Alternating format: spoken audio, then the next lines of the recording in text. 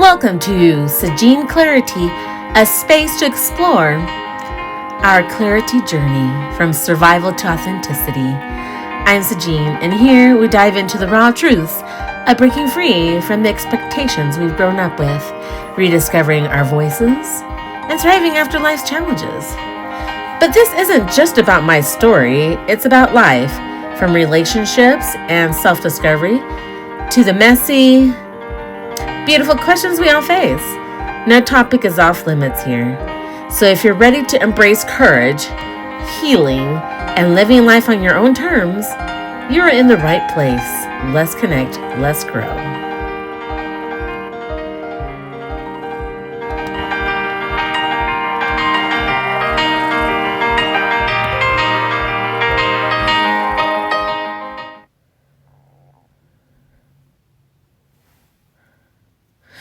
Welcome back. I'm excited.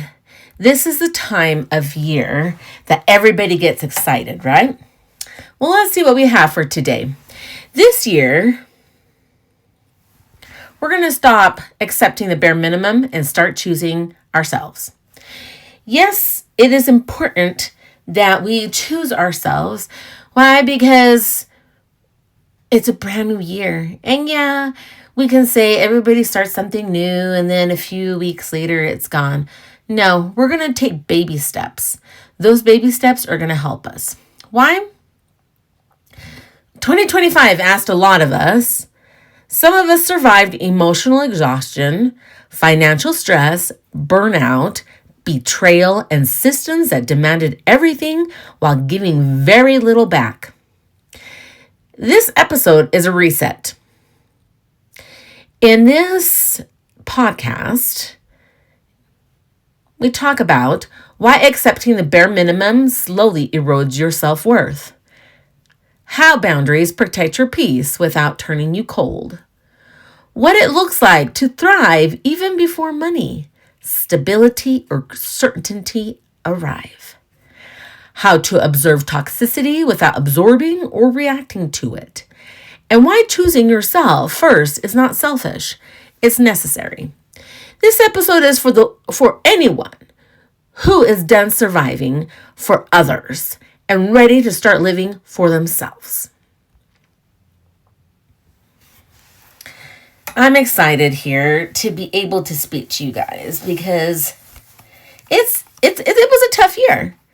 I don't know about you, but this was one of those years that it tried, especially if you're trying to break the chains of all the toxicity. It was a very challenging year. Sometimes, doing everything right and you still feel depleted. So, today, we're going to talk about a few things. What should we talk about? How about the cost of accepting the bare minimum? This is what happens when you accept the bare minimum. Where? Relationships, work, family, and systems. For the many times in my life, because yes, I was a people pleaser, but that's because I now believe that I didn't have enough safety in any system. I never had the safety in my relationships, work, family, systems. And no, I'm not here to blame others. But many of these places or things, people were saying that they were safe and they were not. And so me, because I wanted to be loved and supported, and because I'm a very empathetic person, I wanted to fix and help people. But nobody taught me that I needed to respect myself and see things for what they are. And everybody has a right to choose if they want to work on themselves or not. But at the same time, I should have been able to have boundaries and say, no, this isn't cutting it. I'm going to move on, but thank you. How do we normalize it? We just say, okay, well, it's okay. They're stressed, they're depressed, or maybe they weren't loved, or they're busy, or maybe it's just me. How many times did I have to hear that? It really hurt. It took an emotional toll on me. Why? Because now I had anxiety, self-doubt, chronic stress. And I don't know about you, but when you go through all that stuff, your body feels it as well. And you're always tired. And then you give yourself the bare minimum. And the sad thing is the bare minimum never gave us anything. All it gave us was just a little bit to keep us alive, but it never let us thrive. I think one thing that I've learned the most about my podcast and being able to speak this out and giving everybody information on my platforms is writing it out, speaking it, has helped me process so much, and having solutions there for everyone has also helped me out, because if I can't believe in what I'm giving you, then what is there, And me going through the same journal prompts, homework, has helped me tremendously. So I want the same thing for you. Why? We need to start doing boundaries without guilt. We need to redefine what boundaries are. They're not punishment. So many times people thought that boundaries were punishment, right? I'm going to put a boundary on so-and-so and they can't do it and stuff like that. I think the problem is people think boundaries are for others. Boundaries are for us. Boundaries are what I like to think of. How much are you willing to take before you lose your self-respect? And it wasn't punishing people. Why? Because I believe there is boundaries in everything. There's boundaries in lakes, dirt, sky, space, day, night. There's boundaries everywhere, just even in our natural world, right? And why do we insist that we can't have any? The times that I started saying no was the most painful thing in the world. I thought I was going to get hunted down, slapped around, or be put in jail just for saying no. Or that somebody would try to ruin my life. Yeah, there still are people who do that. But you know what? Give it to God. He's going to have to do something for you. It's not to control others either. The thing is I think the reason why we have so many issues in this world is everybody is trying to control one another. God said that he gave us free will. He didn't say, all these people can control the other people and whatnot and stuff. And I get it. In some churches, they have basically told you need to police everybody and start ratting everybody out when they don't do what they're told, right? No, God isn't here to control. He was here to give us free will. We either choose to be saved or we choose to not be saved. And that's okay. Now, like every parent, they don't want their loved one to perish. And I respect that. But at the same time, he gives us so much.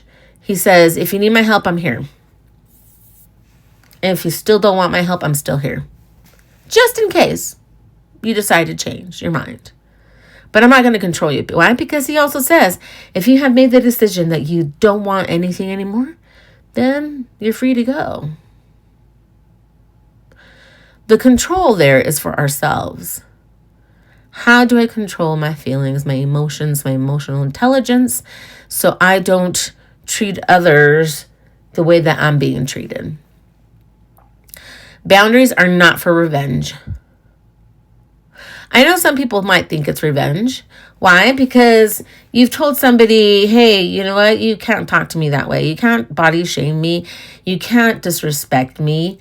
And if you continue, then I will remove myself and you can find somebody else to talk to.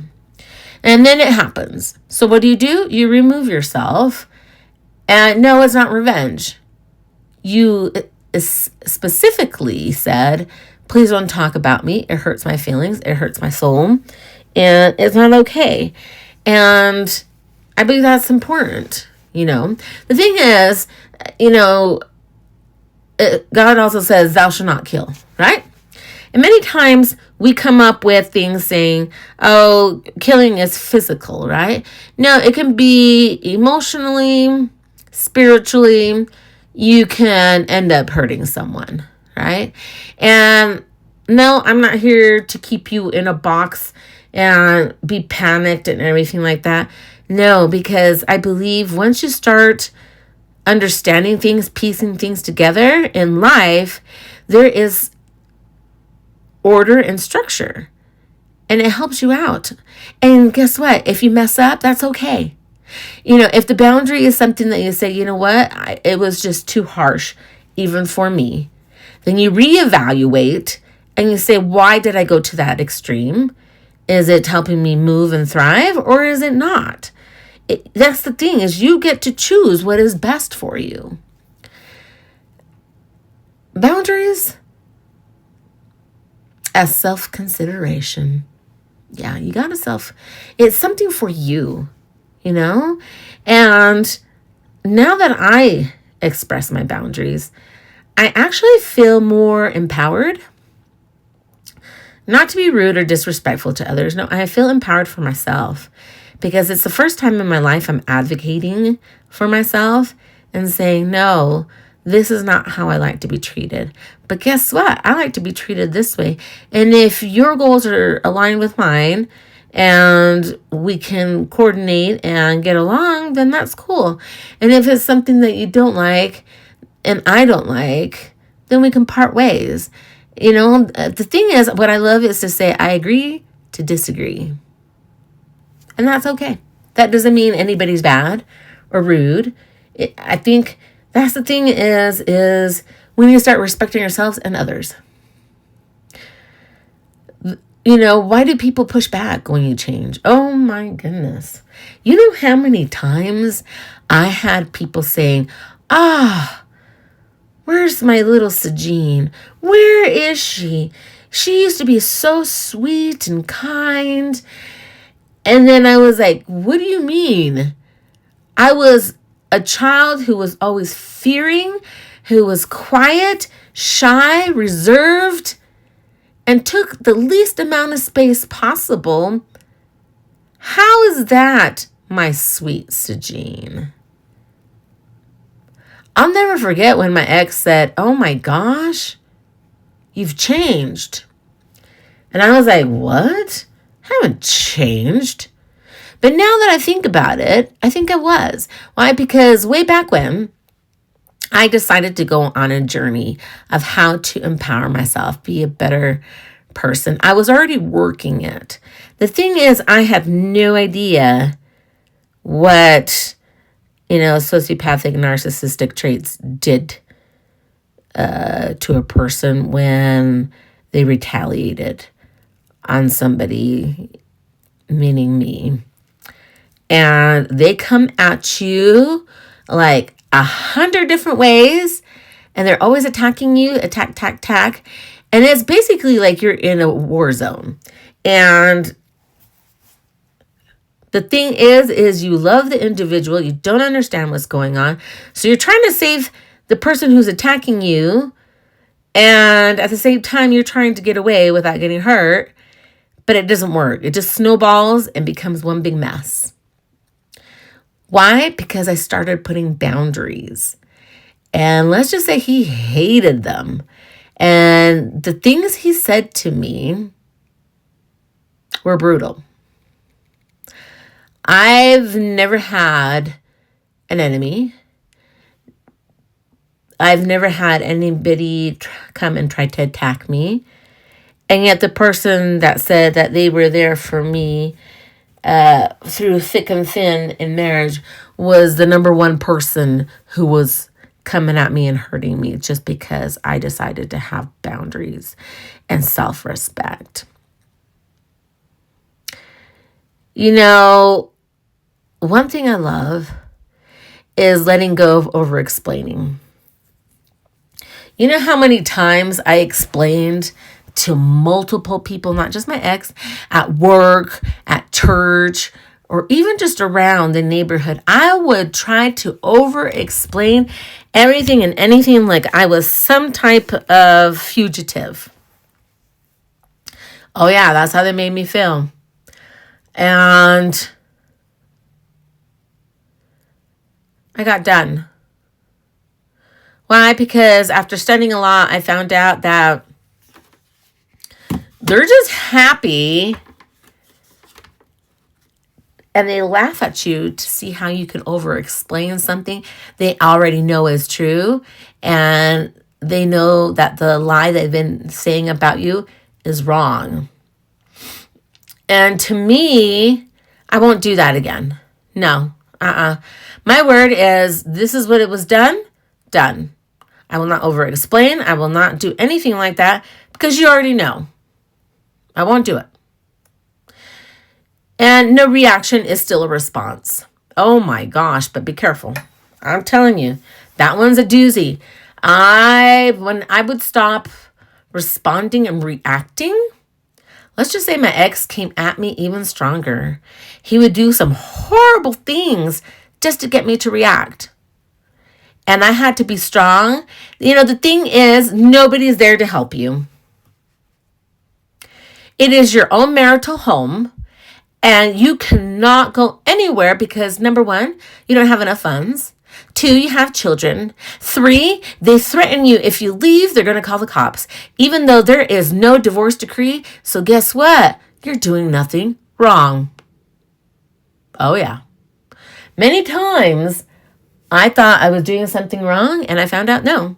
You're going out there for safety. And guess what? Too bad, so sad. So what are we going to do?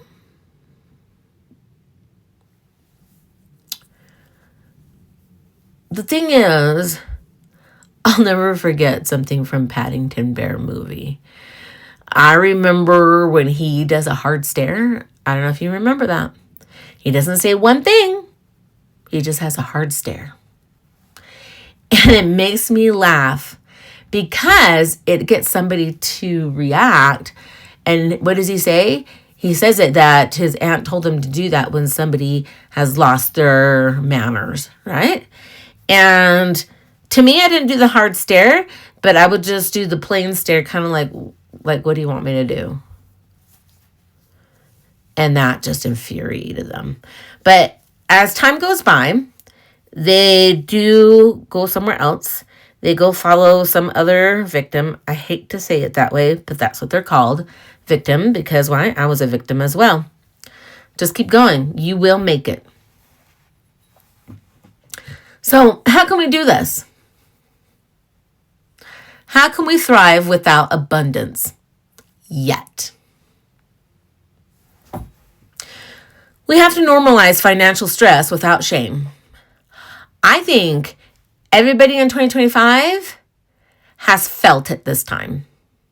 The years before, we figured, we still got savings, we still got all this stuff, and we're still at a high rate of money and whatnot. Then the prices started going up, right? Oh my gosh. And I'm not even going to say it, but even today when I went to the grocery store, I was like, how dare you people? Just because it hit January 1st does not mean you can tack on $3 more for each item. Oh yeah, they went out there and I was like, we didn't even get a raise that gives us enough money to overcompensate for the amount of pricing and then have some left.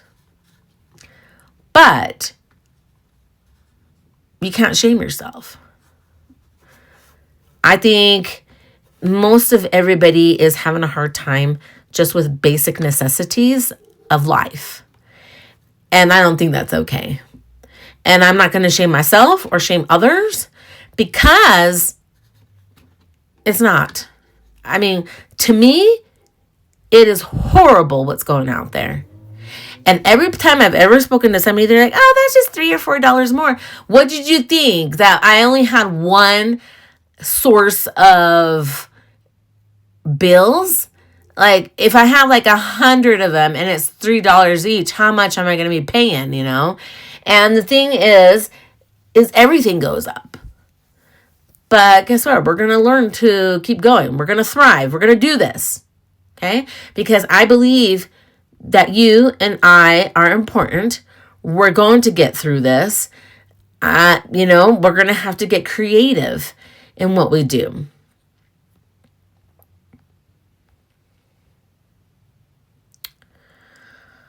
Oh boy. So what do? Let's try trying to find free joy. Time with family, friends, anybody who makes us laugh, right? Let's go to the libraries. I know. Guess what? Fun stuff for all the people who love to read. There's a little free libraries in neighborhoods. Take advantage of that. That is fun. Walking. Walking is healthy for you. It keeps you strong. Keeps all the toxins out. Let's do this. It's free. Cooking simple meals. I know. There's only so much you can get creative with simple meals. But we got to do it, right? And if you can have one, you choose the frequency of, when you're going to splurge on something. But let's keep it simple. Why? Because if you really think about it, we don't need that much, but we do need nutritious, healthy food. None of that, non-nutritional nonsense. And even then, it's none of my business. You do what you do. Board games. There's board games. I love playing board games. I know they're expensive, but if you have them at home already, or you can, borrow them from neighbors or stuff like that, it's so much fun. Or guess what? Invite them over. Presence over performance. I think it's important to feel that you're present in real life, because when you don't do it, it takes away so much from you. Performance, we're already performing. We're overperforming in our work. And guess what? Every time we overperform, we erase a little bit more of ourselves. It's not okay. Let's reclaim our lives. And joy is not on layaway. No. Yes, there are issues that come up in our life. We all have it. I know, it's so cliche. But something I learned, even though my circumstances haven't changed, is my perspective. I can either go through it with dread and doom, or I can go through it in peace and my own joy. I'll still have to go through the same thing, but which one's going to help me in my beautiful heart and soul to get through? Think about that. We got to think about thriving as a state of being and not a bank balance. Okay. Observe, don't absorb. Emotional detachment versus dissociation. A lot of times people dissociate, calling yourself, you're zoning out, numbing yourself because you don't want to go through things. I'm not here to judge you, but I'm here to help you, because sometimes we do have to detach emotionally for certain things, and that's just because we need to give our minds some downtime.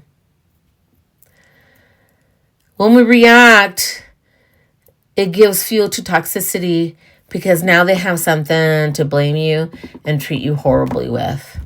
Don't let that happen. When you're silent and just observing, it protects your energy. Why? Because, they're going to go crazy trying to figure out why you don't react and do stuff. But you know what? Don't give it to them. And if they're scary and they could hurt you, just move away somewhere where there's safety. Not everything deserves your nervous system. This is the hardest thing. And I really believe that a lot of people go through this. The amount of headaches, body aches, back pain, muscle aches, lost sleep. That is because we gave everything of ourselves and our nervous system paid for it. It is so hard to get it back online. And that was never okay for people to take that away from you. This is the year that we need to reclaim our agency by choosing peace. Whatever you define peace, because peace can be told by many different people what it could be. But no, what brings you peace, happiness, and safety, that's what you get to choose. That is your peace. This year, we're choosing ourselves without becoming hard. We need to choose ourselves and not fear becoming selfish. Selfish is when you don't care about anything and you hurt everybody just so you can rise. But the thing is, you're also hurting yourself. No, you're choosing yourself because you cannot put your energy sources without helping others if you do not have the strength. We're going to choose softness and strength. Why? Because the person who hurt us or the things that have taken time away from us, they want us to become like them. And we're going to refuse becoming like them. We're going to continue being our soft selves, but guess what? Now we have boundaries, which gives us strength. Let's take that. You need to fill your cup first so you can show up fully for everyone else. But you can't do it if you're on empty. Remember, self-respect doesn't make you unkind. It makes you sustainable. Okay, before we go, let's get our 5 journal prompts. And this is your homework. I want you to do it, okay? 1, where in my life am I accepting the bare minimum and what has it cost me? 2, what boundary have I been afraid to set because I didn't want to disappoint anyone? 3, what does thriving look like right now, not someday? 4, who or what drains my energy and how can I observe without absorbing? And finally, the last one, 5, if I fully chose myself this year, what would change first?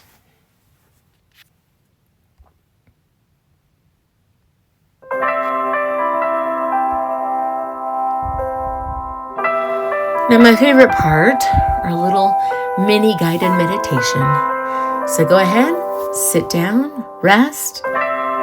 This is the time for you. Let your shoulders drop. You don't need to fix anything. Notice where you're holding tension. Name it without judgment. Let it soften. Visualize setting down expectations that don't serve you. See them leaving your space, quietly, peacefully. Imagine a gentle but firm boundary around your energy. Nothing forced, nothing harsh. Only what honors you enters. I'm allowed to choose myself. I'm allowed to rest. I am allowed to thrive. Sit in that truth.